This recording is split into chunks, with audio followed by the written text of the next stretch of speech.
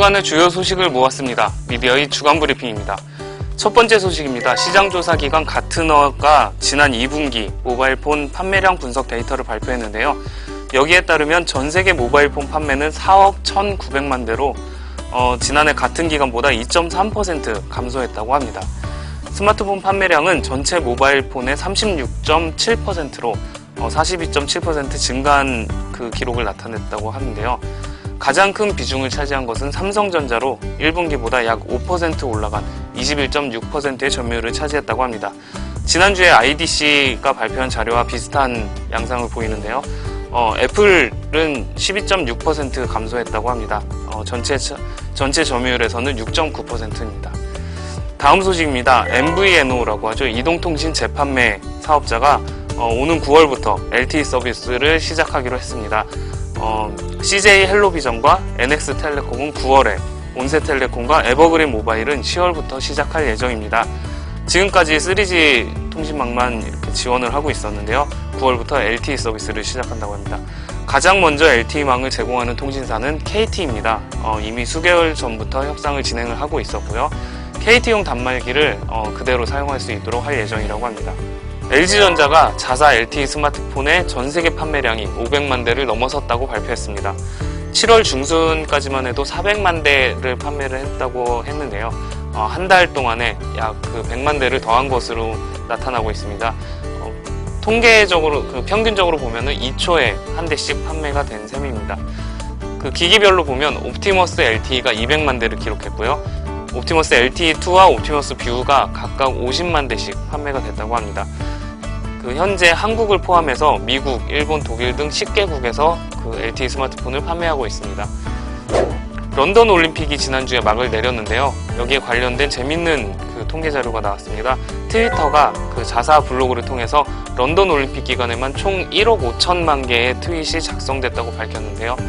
그 중에서 자마이카 육상 선수죠. 우사인 볼트의 200m 금메달 소식은 분당 8만 개가 나왔고요. 100m 금메달 소식은 분당 7만 4천 개가 전송이 됐다고 합니다. 그 외에도 9명의 선수 관련 소식으로 100만 개 이상의 트윗이 작성이 됐다고 합니다. 가장 인기 있었던 종목은 축구, 수영, 트랙, 체조 이런 종목이었다고 합니다. 참고로 폐막식 때 약 5년 만에 재결합을 했었죠. 스파이스 걸스가 나왔는데요. 스파이스 걸스 관련 트윗은 분당 11만 6천 개가 나왔다고 합니다. 한국 마이크로소프트가 런던 올림픽 관련해서 큰 공헌을 세웠다고 하는데요. 자사 클라우드 서비스인 윈도우 애저를 이용한 플랫폼으로 국내에서 런던 올림픽의 현장을 생생하게 즐길 수 있었다고 합니다. 15개 언론사로 구성된 국내 공동 사진 기자단이 윈도우 애저 기반으로 사진 전송 시스템을 구축을 했었는데요. 지난 13일까지 약 1만 장의 사진을 실시간으로 전송을 했다고 합니다. 싸이의 강남스타일이라는 노래가 지금 요즘 한참 인기를 얻고 있는데요. 다들 아시다시피 미국 뉴스 채널이죠. CNN에 이어서 월스트리트 저널, 프랑스, 영국 등에서 해외 유명 언론들이 앞다퉈 지금 소개를 하고 있는데요. 여기에는 SNS와 유튜브 같은 그런 소셜 서비스의 힘이 크다는 의견이 있습니다. 유튜브에서는 월간 차트 세계 1위를 기록을 했고요. 페이스북에서는 싸이에 관한 이야기가 앨범 발표 후 열흘 만에 3만 2천 명이 서로 얘기를 하는 기록을 나타냈다고 하는데요. 앨범 발표 전에 비하면 약 30배가 넘는 수치라고 합니다. 방송통신위원회가 지상파 아날로그 TV 방송의 종료 일정을 발표를 했습니다. 지난 16일 울산광역시를 시작으로 12월 31일 수도권까지 이제 지역별로 차례로 이제 종료가 되는데요.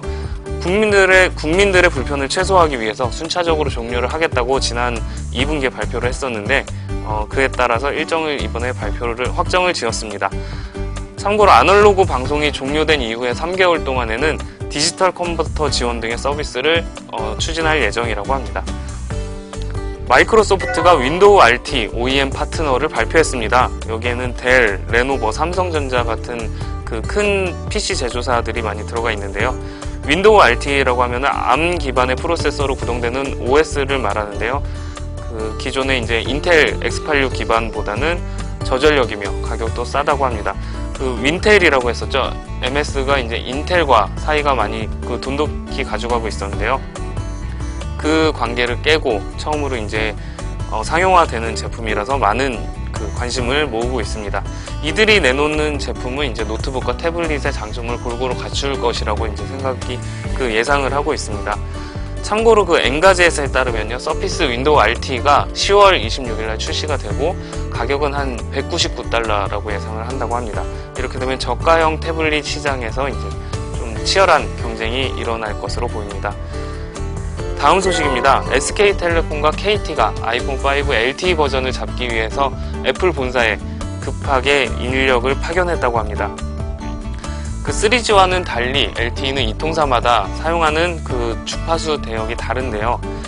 아이폰 5가 어떤 주파수를 사용하느냐에 따라서 국내에 어떤 통신사로 그 출시가 되느냐도 갈리기 때문에 애플 본사에 그 협상을 하기 위해서 긴급하게 인력을 파견했다고 합니다. 참고로 SK텔레콤은 800MHz를 쓰고요. KT는 1.8GHz의 주파수를 사용합니다. 지금까지 미디어잇 한만영입니다.